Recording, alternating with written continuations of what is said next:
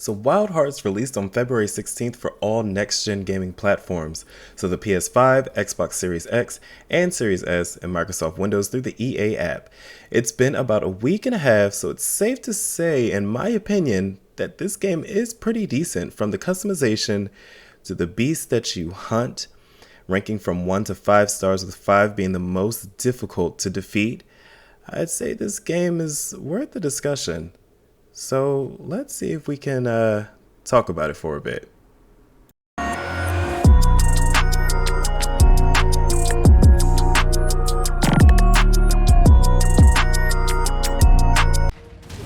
Wild Hearts is an action RPG that tasks you, the hunter, to hunt massive monsters in Azuma called Kimono. As you can see in the background, I'm fighting one called Dreadclaw, who's kicking my butt.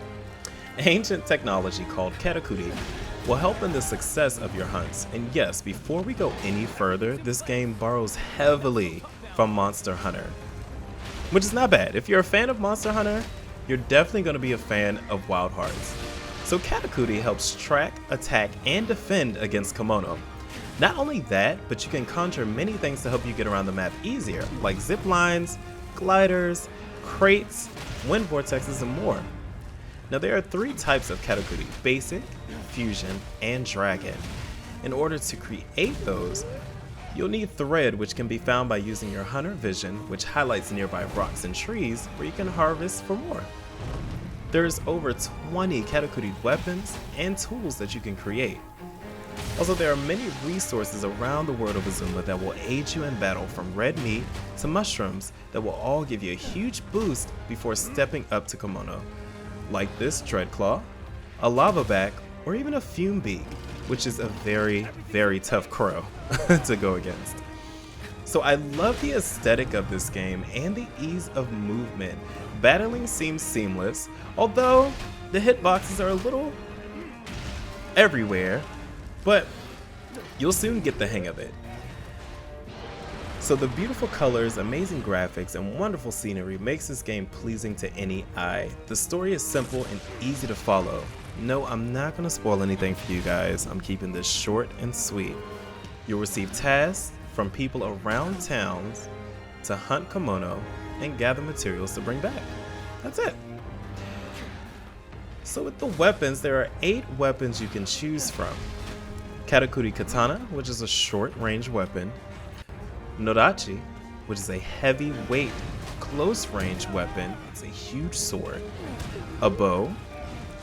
A bladed wakasa, which is a bladed umbrella. The only weapon that you can use to parry Kimono attacks and gain power, which is very neat. I love that. A cannon, which is a heavy, long-range weapon. A claw blade, which specializes in quick movement and aerial combat. The Katakuri staff, medium weight, universal weapon. And the maul, which I'm using here. It's a huge hammer, and it holds a lot of power at close range. So each weapon has a long customization tier list, and you can gather materials needed to forge and upgrade these weapons from hunting Kimono all over the world. This is the same process for your armor. You'll find yourself hunting the same beasts over and over and tackling different tasks to ensure you get the material you need to forge your favorite weapon. Kimono battles are simple. There's no health bar, so please don't go check your settings to see if something is wrong. The battles usually consist of 3 stages, and the Kimono will move after each stage of damage is complete. When you're close to defeating the Kimono, it's usually limping to its final battle area and already has become enraged.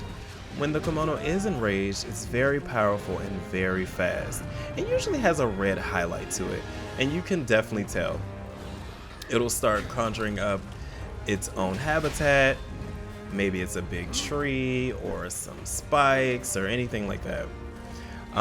The best part about this game is being able to play with friends. And yes, this is a multiplayer game. You can hunt Kimono with anyone who has it.